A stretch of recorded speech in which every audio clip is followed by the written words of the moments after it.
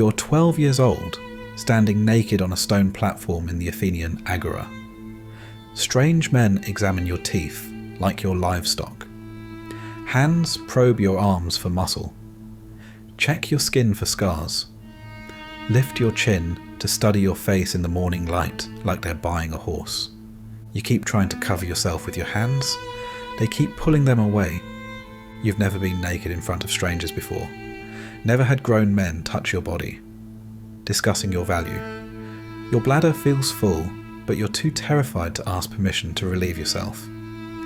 You don't understand why your father won't meet your eyes, why he keeps clutching those silver coins, why he looks like he's going to be sick. 3 days ago, you were sleeping in your family's mud brick hovel outside the city walls. Your mother was teaching you to read Greek letters scratched in clay. Your little sister was learning to weave on the broken loom your father had bartered for last winter. Normal things, safe things, things that made sense. Now you're property, merchandise, a thing to be sold, by your own father, given away to one of these new men, a perfect stranger who you will soon live with and serve. The man examining you has kind eyes and expensive robes. He speaks softly about your potential, your trainability, your years of useful service ahead. His voice is gentle when he asks you to turn around, to walk in a small circle, to demonstrate that you're not lame or diseased. He doesn't look like a monster. He looks like the philosophers you've seen debating in these same marble halls, the citizens who gather to discuss freedom and justice and the rights of man. But you're learning that monsters don't always look like monsters. Sometimes they look like teachers. Sometimes they smile while they destroy you. You don't know it yet, but your mind is already beginning to fracture, to split into the part that experiences and the part that watches, the part that feels pain and the part that floats somewhere above it all, detached and distant. It's a survival mechanism. Your brain protecting itself from truths too terrible to process. You'll spend the next 2 years learning to live in that divided state, present but absent, there but not there, broken but still breathing. But you're not a man. You're not even a citizen. You're Greek, but you're not Athenian. And in the birthplace of democracy, that difference is about to cost you everything you thought you were. Ancient Greece gave us philosophy, democracy, the foundations of Western civilization. But behind those gleaming marble columns and intellectual achievements lay a brutal legal system where children like you didn't have rights. Because even though you're Greek, you're not a citizen of Athens. And if you're not a citizen, you have no protection from what's about to happen to you. Your story was supposed to stay buried, but some truths refuse to stay silent. Before continuing with this forgotten story of pain and trauma, if you enjoy learning about buried truths of history, consider hitting that like button and subscribing for more content like this. Comment below and let me know where you're listening from. I love knowing we're exploring these tragic histories together from all over the world. We're connected by our need to remember, to never forget. So let's continue with our tragic tale of a young boy in ancient Greece.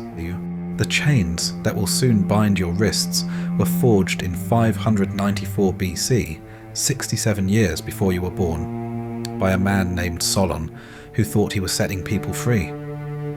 Your father remembers the old stories, how Athenian citizens used to face debt slavery just like everyone else, how poor families would lose their children, their wives, themselves, when they couldn't pay what they owed, how the city almost tore itself apart as desperate people rose up against their creditors.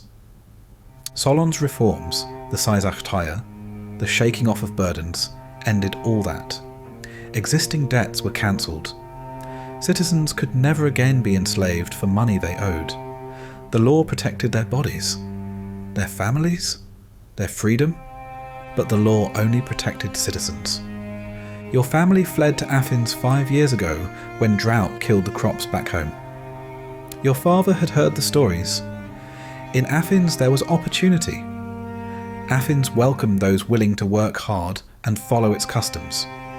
He'd saved enough silver to pay the metic tax, the annual fee that would let your family live and work in Athenian territory. For 3 years, it worked.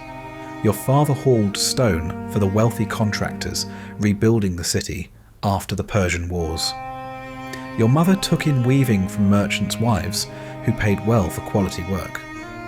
You learned to speak Attic Greek like a native, to dress like an Athenian boy, to think of the city as home. But drought followed you to Attica. The stone hauling work disappeared when construction projects stalled. Your mother's weaving customers found cheaper alternatives. The metic tax came due, and your family had nothing left to pay it. Nothing except you. That's when your father learned what Solon's freedom really meant. Citizens who couldn't pay their debts got more time, got help from relatives, got protection from the laws that made debt slavery illegal. Metics who couldn't pay their taxes got their property confiscated, or their children sold to cover what they owed. Your father spent 2 weeks begging for help. He prostrated himself before the citizen who was supposed to sponsor your family, pleading for a loan, an extension, any mercy at all. The man turned him away with a shrug. Should have thought of that before you became poor. He tried the temples, hoping religious mercy might exist where legal mercy failed. The priests explained patiently that charity was for citizens. Foreigners who couldn't support themselves were a burden on the community, a burden to be disposed of. He even considered the silver mines, where free men could work alongside slaves for wages barely enough to survive. But his back had been broken by years of carrying stones. His hands shook from some sickness he couldn't afford to have treated. He was 43 years old and used up. That left one asset. One thing that could still command a price in the market. You. The conversation happened while you slept. Your parents whispering in the darkness of your shared room. Your mother's voice breaking as she tried to find alternatives that didn't exist. "He's beautiful," your father said, and the word hung in the air like smoke from a funeral pyre. Greek boys bring premium prices. Educated, well-spoken, untouched. We could get enough to pay the tax, buy passage back home, start over. Your mother's sobbing was the only response, raw, desperate. The sound of a woman watching her child's future burn.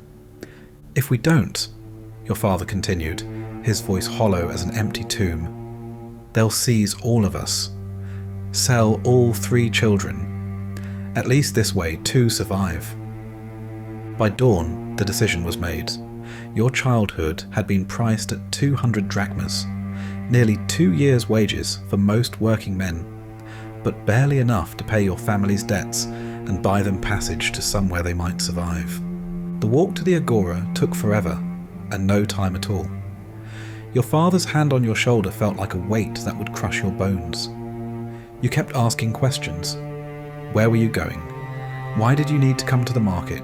When would you see mother and little sister again? Your father's answers got shorter and shorter, until finally he stopped answering at all. The slave market operated in the shadow of the Parthenon, literally within sight of the temple dedicated to wisdom and justice.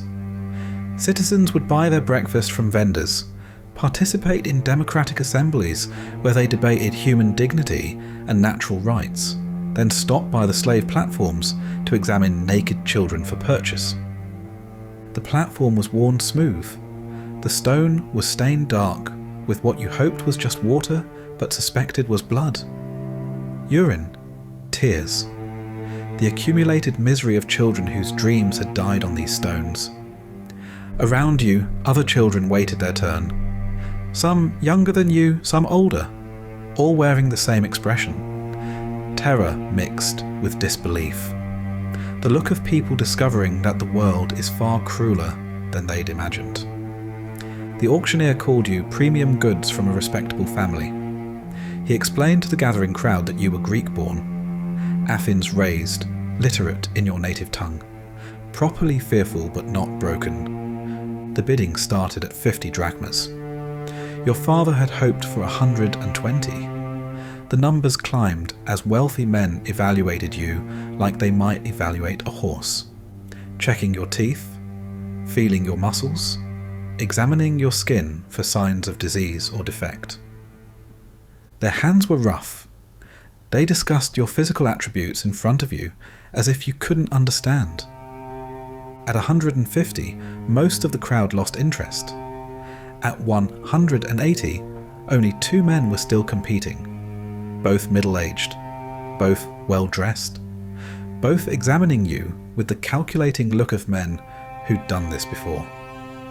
At 200, the winner stepped forward to claim his purchase. Callias was 45 years old, recently widowed, owner of profitable silver mines and a villa in the city's wealthiest district. He'd made his fortune by working other people's children to death in tunnels too narrow for adult bodies, their small bones perfectly suited for extracting silver from spaces that would crush grown men. Now he was investing in domestic comfort. He paid in silver, counted out coin by coin, while the auctioneer verified the weight and purity. Your ownership was recorded in public ledgers used for any valuable property. Your name was crossed out with a single stroke of ink, replaced with Boy, property of Callias, purchased year 3 of the 82nd Olympiad. As Callias led you away from the platform, you looked back once at your father. He stood clutching the silver coins with tears streaming down his face, watching his son disappear into the crowd. He raised his hand slightly. A goodbye, or an apology, or maybe just the gesture of a man who knew he was damned and didn't care anymore. "Father," you try to call out, but Callias's grip tightens on your shoulder. "Silence," he commands. Property doesn't speak unless spoken to. You watch your father turn away, his shoulders shaking with sobs he's trying to hide from the crowd, to whatever life he can build with the silver coins that another man used to buy his son. "Come," Callias says, his voice taking on the patient tone of a teacher beginning an important lesson. "You have much to learn about your new life." Your new life, as if what came before was just preparation for this moment. The crowd of citizens flows around you. A few recognize Callias and nod approvingly. "Excellent acquisition," one merchant calls out. "Greek stock, I see, worth the premium price." Callias accepts the compliment with the modest pride of a man who knows quality. Fresh from a respectable family, should train well. They discuss your potential like farmers debating seedlings, your capacity for growth, your likely yield, your expected lifespan under cultivation. You're learning the vocabulary of your new existence. You're not a boy anymore. You're stock. You're not human. You're an acquisition. You don't have potential. You have training capacity. That was the genius of Solon's system. It had solved the problem of Athenian citizens being enslaved by creating a much larger market for everyone else's children. Democracy didn't abolish slavery. It just made sure that slaves came from somewhere else, from families with no legal standing, no political power, no voice in the assemblies where their fate was decided. You walk toward Callias's villa now. Behind you, the agora hums with the voices of free men debating justice and virtue. Ahead of you waits a basement chamber with iron rings set into the walls. Callias's villa sits in the Kerameikos district, where Athens keeps its wealthy. The streets here are paved with cut stone instead of packed dirt. The houses have painted walls instead of mud brick. The air smells of perfumed oils and roasting meat instead of human waste and desperation. You're walking behind your new owner like a dog, like property, like the thing you've become. This is the heart of Athenian democracy, where the men who debate human dignity live surrounded by humans they own. "You'll address me as master," he says, without looking back. You'll speak only when spoken to. You'll learn quickly, or you'll learn painfully. The villa's entrance is guarded by marble lions with eyes that seem to follow your movement. Inside, the floors are polished stone covered with carpets dyed in colours you've never seen. Frescoes on the walls show gods and heroes in scenes of triumph and glory. You're handed over to an older slave named Nicomedes, a man in his 40s whose eyes hold the empty look of someone whose spirit was broken long ago. His job is household management. This is the new boy, Callias tells him. Clean him, feed him, show him his quarters. Training begins tomorrow. Nicomedes nods without expression. He's seen boys like you arrive before, full of fear and confusion. The household bathhouse is larger than your family's entire home. Warm water flows from bronze pipes. Scented oils fill the air. Soft towels wait on marble benches. But luxury becomes horror when you realise why you're being cleaned.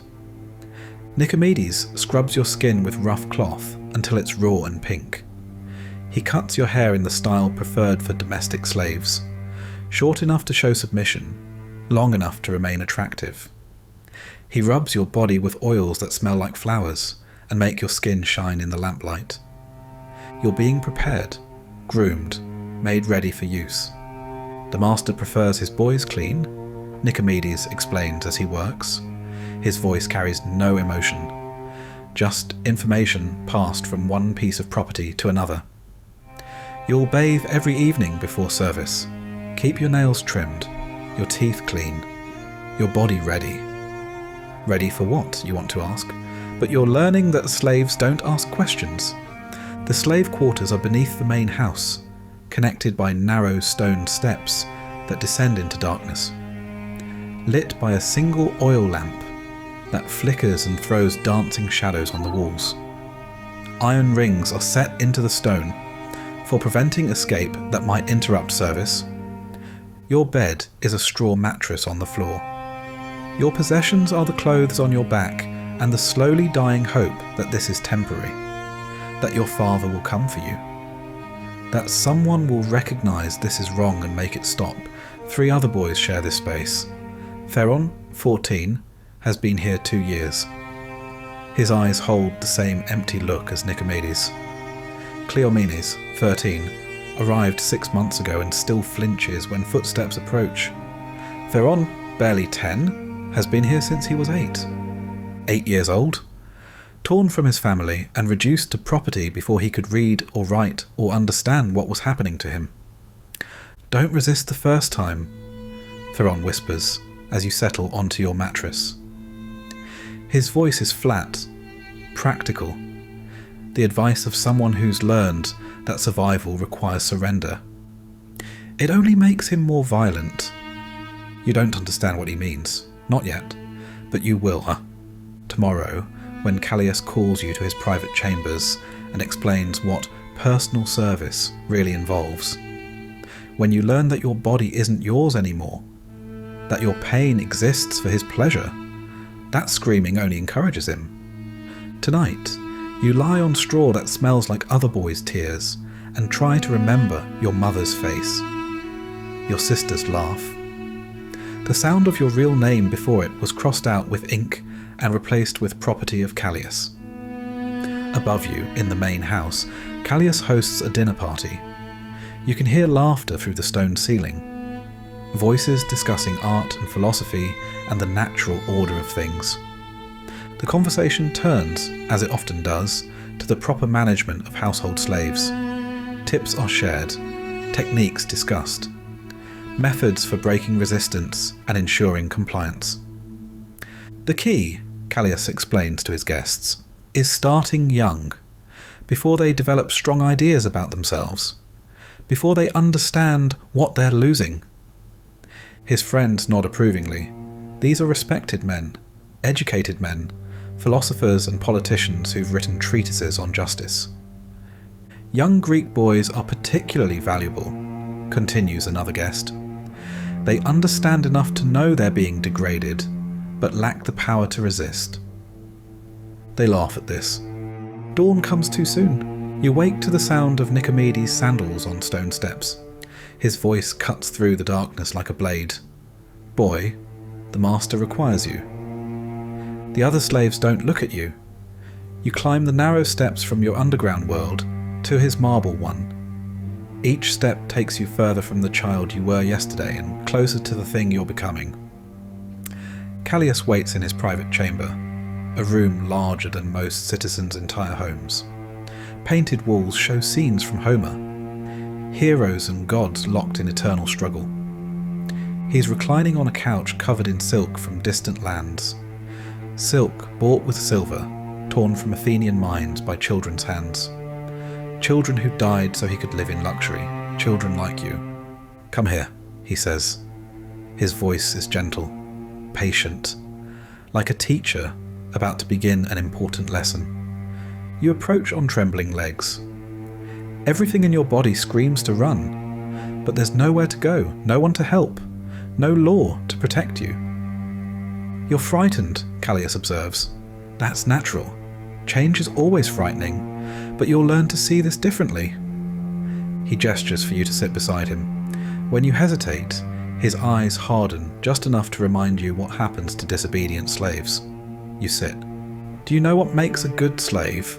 he asks, running a finger along your arm. You flinch, he notices.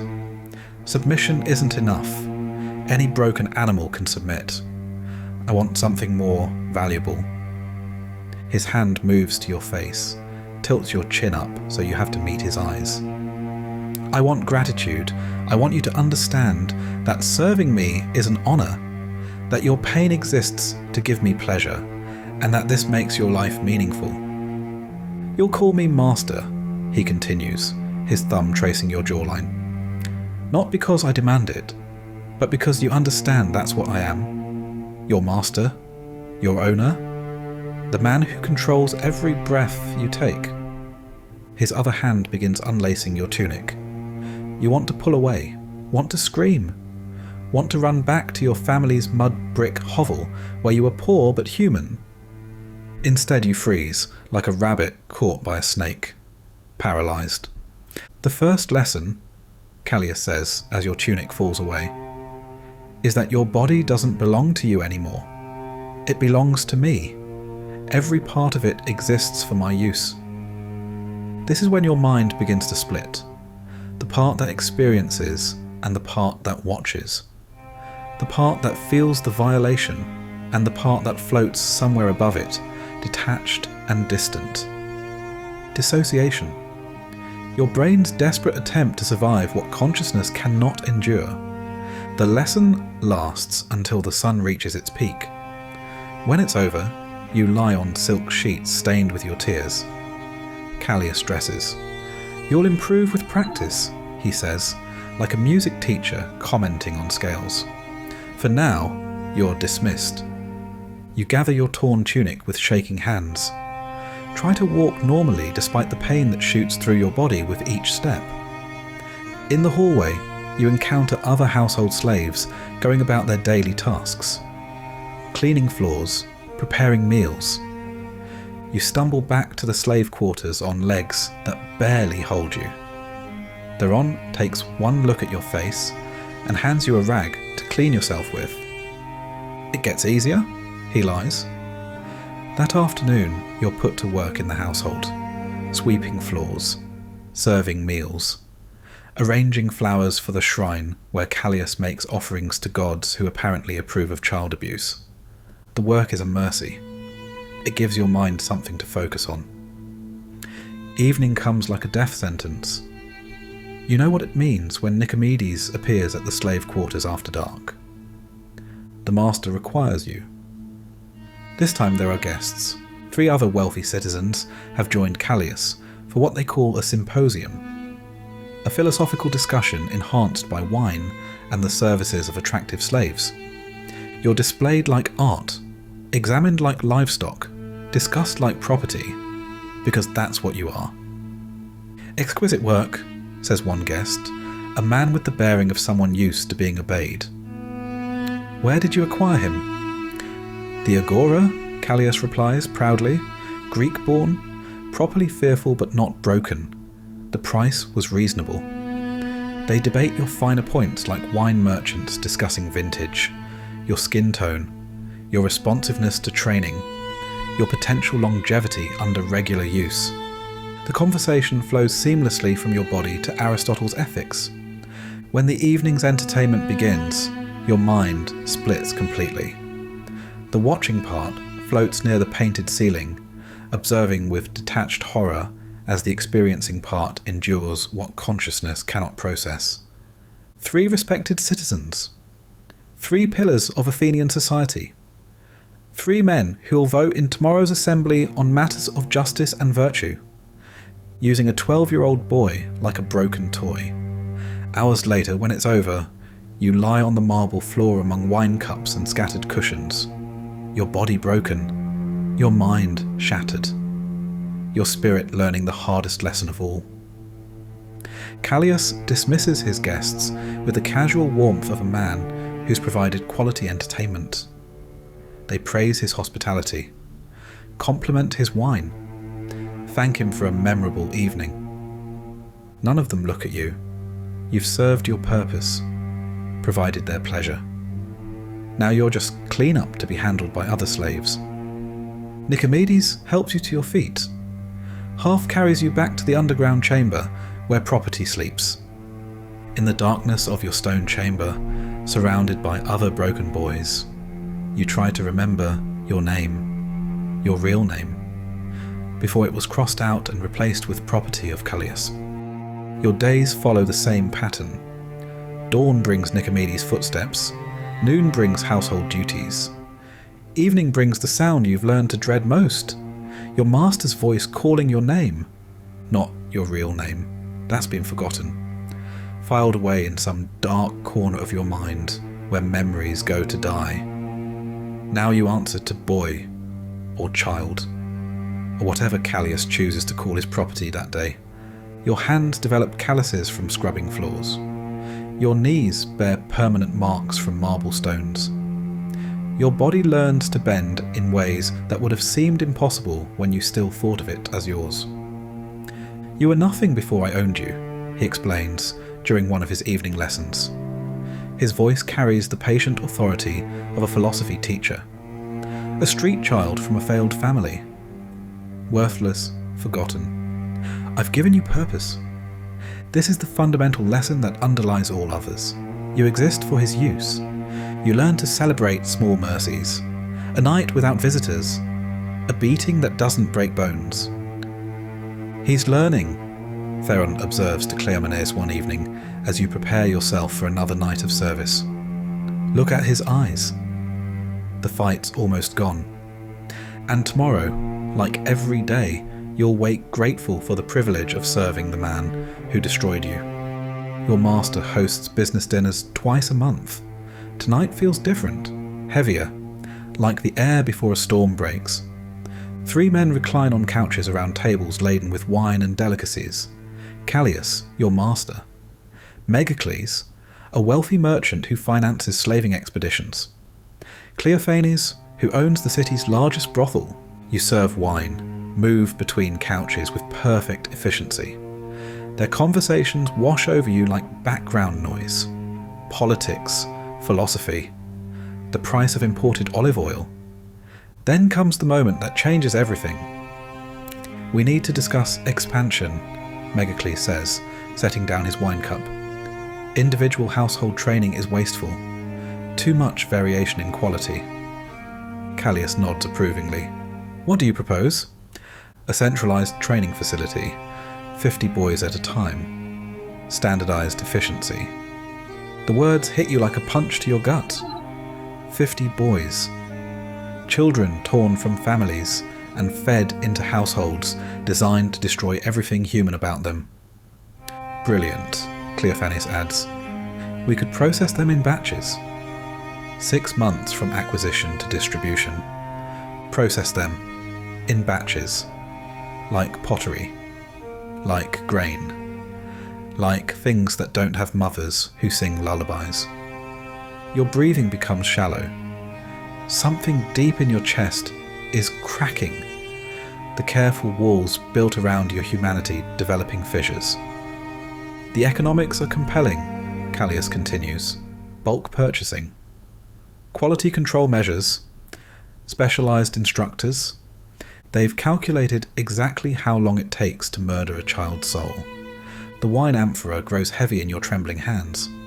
50 boys, just like you once were, standing naked and terrified while strangers examine their teeth, watching their fathers walk away with silver coins and broken hearts. The memories come flooding back. Your mother's gentle hands, your sister's laughter, the feel of wind on your face when you were free. Everything the training was supposed to erase suddenly blazes to life in your mind. You see their faces.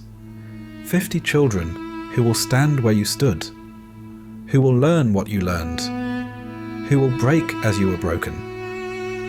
Your hand starts to shake. The amphora slips. Quality control, Megacles is saying. No more defective products like... The amphora crashes against marble floor in an explosion of clay and dark liquid.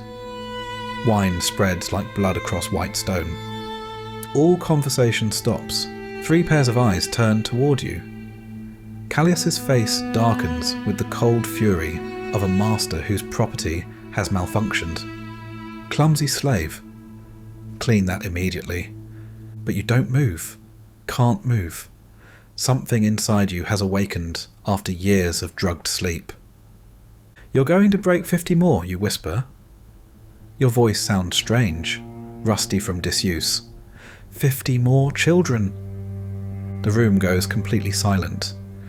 Even the household slaves freeze, sensing that something fundamental has shifted. What did you say?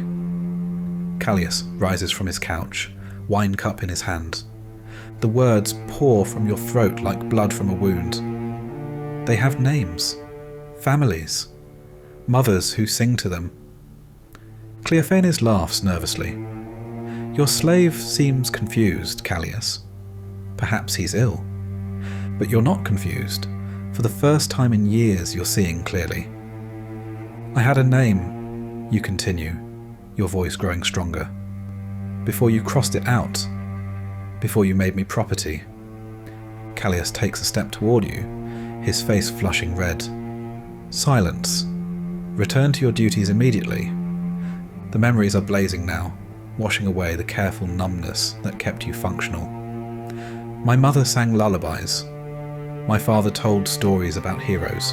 Real heroes, not monsters who buy children. You look directly at Callias. Meet his eyes for the first time in years. My name was Alexios, son of Demetrios, from the village of Prasiai. The words hang in the air like an accusation, like a ghost demanding recognition. For 30 seconds, 30 perfect seconds, you are human again. Then Callias strikes you with his wine cup. Bronze crashes against your skull, opening a gash that sends blood streaming down your face. You are property, he snarls. You have no name, no family, no past, except what I give you. Seize him, he commands the other slaves. They hesitate for a heartbeat. Your transformation from object to person has shaken their own conditioning. But training reasserts itself. Nicomedes and 2 others grab your arms, forcing you to your knees among the wine and broken pottery. Disappointing, observes Megacles, dabbing wine from his beard. I thought you'd trained this one properly. A temporary malfunction, Callias replies, his breathing heavy with rage. Easily corrected. What follows is designed as entertainment for his guests. They continue their dinner conversation while you're beaten with precision. Enough to break ribs, crack bones, damage organs, not enough to cause immediate death. The other slaves watch in silence. Your rebellion has reminded them why resistance was beaten out of them, why hope is more dangerous than despair. This is exactly why we need the training facility, Megacles notes between courses, while Nicomedes' fists find your kidneys. Standardized procedures eliminate unpredictable reactions. They discuss their plans while your blood spatters their beautiful mosaics. Plan the destruction of 50 more children while your consciousness fragments under the beating. Quality control. Cleophanes raises his cup in a toast. No more defective products. When the beating stops, you lie motionless on stone slick with blood and wine. Every breath sends fire through your broken ribs. Your vision blurs. Something internal has ruptured. Dispose of it, Callias tells Nicomedes. It's damaged beyond repair. Not him. It. You've been reduced to broken furniture requiring disposal. As consciousness fades, you hear them returning to their planning. 50 boys. Your rebellion changed nothing. Saved no one. But for 30 seconds, you spoke your name. Remembered your mother's songs. Felt like a person instead of property. Sometimes that's all the victory the broken can achieve. Your name was Alexios, son of Demetrios, from the village of Prasiae. For 30 seconds you remembered. And that remembering cracked something inside Callias's perfect system. Something that can never be fully repaired. Even if it cost you everything, the beating has left you with internal injuries that will fester. Broken ribs that will make breathing agony. Damage that will make your body vulnerable to the sickness that's already spreading through the slave quarters. Your rebellion lasted 30 seconds, but it will kill you slowly over the coming weeks, as surely as if they'd put a sword through your heart. The training facility will be built. 50 more children will be broken, but they'll remember, somewhere deep in their conditioning, that a slave once spoke his own name, once looked his master in the eye, once dared to be human for 30 seconds. The fever starts on a Tuesday morning in early spring, a heat that burns behind your eyes and makes your skin feel tight and wrong. You try to hide it. Slaves who can't work don't eat. Slaves who can't perform get sold to mining operations where life expectancy is measured in months, not years. But your body betrays you during the morning routine. Hands shake as you pour Callias's wine. Legs tremble as you arrange his breakfast. Sweat beads on your forehead despite the cool air. He notices immediately. Masters develop sharp eyes for signs of declining value in their property. You're ill, he observes with the clinical detachment of a livestock owner examining diseased animals. Not concern, assessment. The stomach cramps begin that afternoon. Sharp pains that double you over while scrubbing marble floors. By evening, you're running to the waste bucket every few minutes, your body evacuating what little food you've been given. Dysentery, the killer of the poor. The harvester of children who live in cramped, unsanitary conditions. Nicomedes finds you collapsed in the slave quarters, burning with fever and shaking with chills. His expression shows no sympathy, only the weary recognition of someone who's watched this scene many times before. How long has he been sick? Callias asks when informed of his property's condition. 2 days, master. It's worsening rapidly. Callias calculates. You can see the mathematics working behind his eyes. Cost of physician versus current market value of one used slave boy. Expense of care versus probability of recovery. The numbers don't favour treatment. Move him to the storage room, Callias decides, away from the other slaves. We can't risk contamination of the entire household. You're dragged to a windowless chamber used for storing broken furniture and discarded household items. Fitting company for property that's lost its usefulness. The floor is stone, cold, damp, no straw mattress, no oil lamp. Just darkness and the smell of decay. Days blur together in delirium. Fever alternates with chills. Your body empties itself until there's nothing left but blood and bile. The beautiful features that made you valuable grow gaunt and hollow.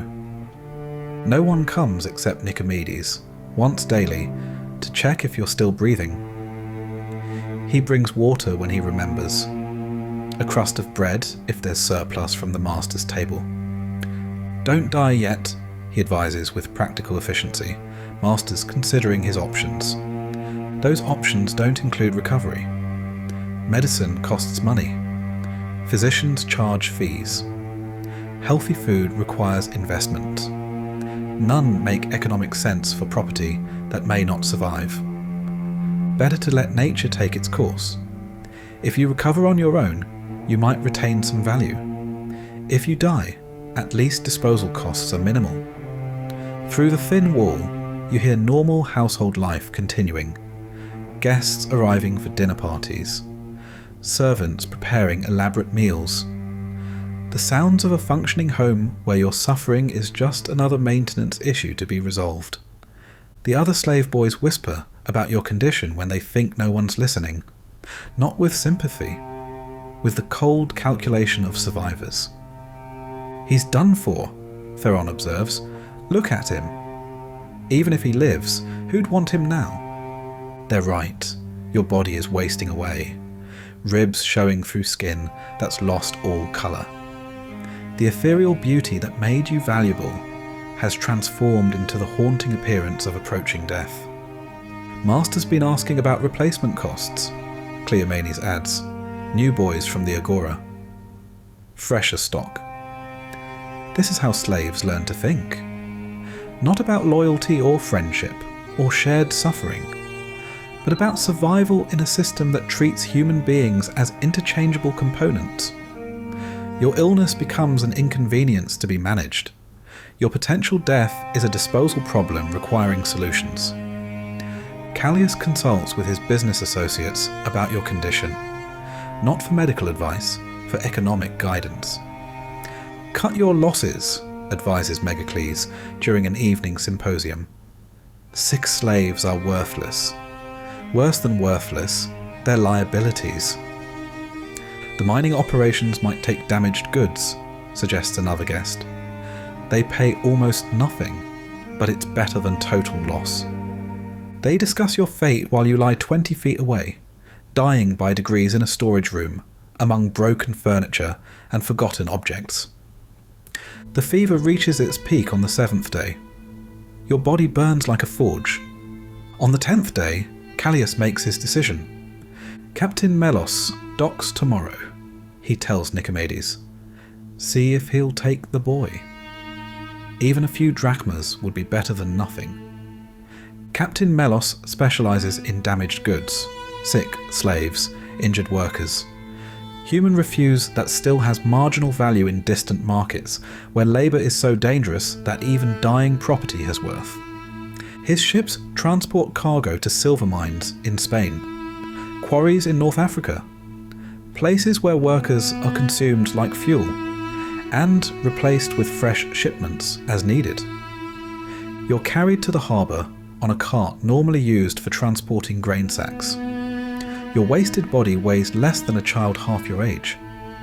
Your breathing is shallow, laboured, the sound of lungs giving up their fight. The docks smell of tar and fish and human misery. This is where Athens disposes of what it doesn't want visitors to see. The infrastructure that supports marble temples and philosophical debates.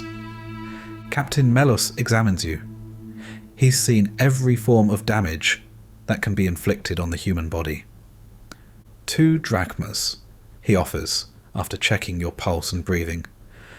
That's generous for someone in his condition. Nicomedes haggles briefly.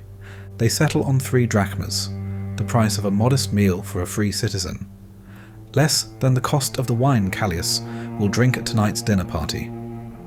You're loaded into the ship's hold with other cargo, mostly slaves bound for various forms of industrial death. Some are criminals. Others are debtors. A few are children like you, whose beauty faded or whose bodies broke under use. The hold is dark, cramped, reeking of fear and human waste and approaching death. Bodies are chained close together to maximize capacity. No room for privacy. No space for dignity. This is the final destination of Athenian property. The endpoint of democracy's hidden supply chain. You lie among other dying slaves, listening to prayers in languages you don't understand. whispered confessions to gods who apparently don't hear the voices of the enslaved. Your fever spikes again as the ship prepares to leave port. The harbour water slaps against wooden hulls with the rhythm of a funeral drum. Athens recedes into morning mist, taking with it any hope of rescue or redemption. The last thing you see is sunlight filtering through wooden slats above your head. Golden light that once warmed your face when you were free, when you had a name, when someone cared if you lived or died, but that was someone else, a different child in a different life. The ship rocks gently as it leaves harbour. Your breathing grows shallower, your pulse weaker, your grip on consciousness loosening like fingers losing hold of a cliff edge. This is how property dies, not with dignity or meaning or anyone to mourn its passing, just with the efficient processing of failed assets through established disposal channels. Athens grows smaller in the distance. The birthplace of Western civilization disappears beyond the horizon, taking with it all evidence that you ever existed. The ship rocks gently as it clears Piraeus harbour, carrying its cargo of broken lives toward distant shores. You lie chained in the hold with 30 other slaves, breathing air thick with fear and approaching death. Captain Melos has made this run dozens of times. His ship specialises in what the trade calls end-stage cargo. Slaves too, damaged for household use, but still worth transporting to places where even dying labour has value. The silver mines of Hispania, the quarries of North Africa, industrial death camps where human beings are consumed like fuel, and replaced with fresh shipments as supply demands. Your fever burns through delirium that mixes memory with nightmare. Sometimes you're 12 again, helping your mother weave cloth in the sunlight outside your family's hovel. Sometimes your property being examined by buyers in the agora. Most often, you're floating above your own body, watching a dying child who used to be you. The other slaves whisper prayers in languages from across the Mediterranean. Syrian boys torn from families by war. Thracian girls sold by desperate parents. Egyptian children captured by pirates who supply Athens' insatiable appetite for fresh property. "Don't let me die alone," whispers the boy chained beside you. He can't be more than 10, his body wasted by the same disease that's killing you. Please, just don't let me be alone.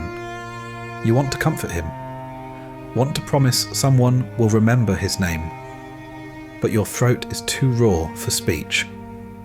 The ship creaks and groans as Mediterranean swells rock its hull.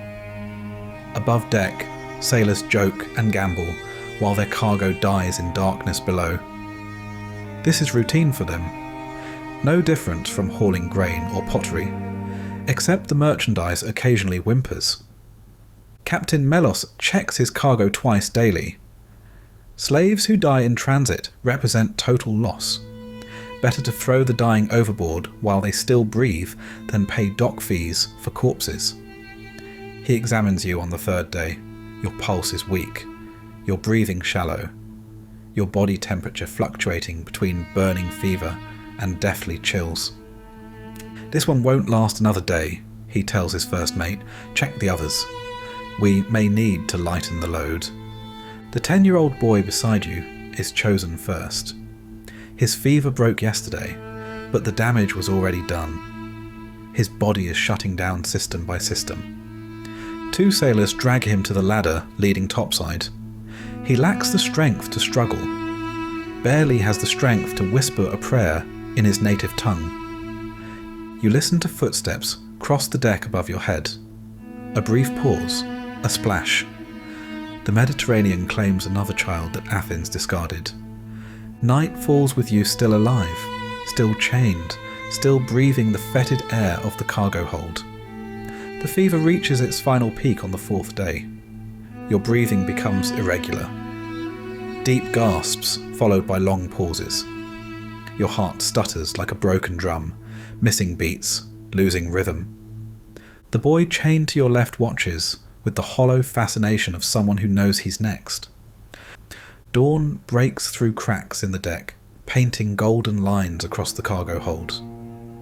Your eyes fix on those golden lines, the last beauty you'll see, the final reminder of a world where free people wake to sunlight and possibilities while slaves wake to chains and approaching death. If they wake at all, your breathing stops, starts, stops again. The intervals grow longer. Your body's systems shutting down. Heart, lungs, brain, the machinery of life grinding to a halt. Consciousness flickers, fragments into pieces too small to hold coherent thought.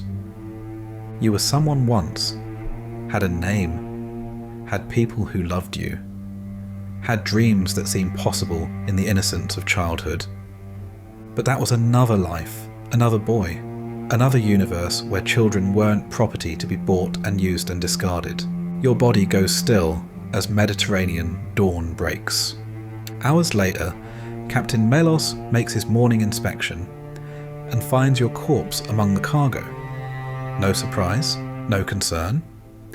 Your body is dragged topside. 2 sailors lift your wasted frame and carry it to the ship's rail. The Mediterranean swallows your body.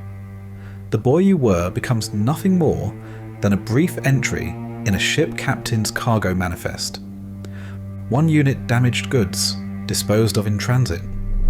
The Mediterranean keeps its secrets. The ship sails on. The sun rises higher. The Mediterranean continues its ancient rhythm of tides and currents that have carried countless bodies to unmarked graves on the ocean floor.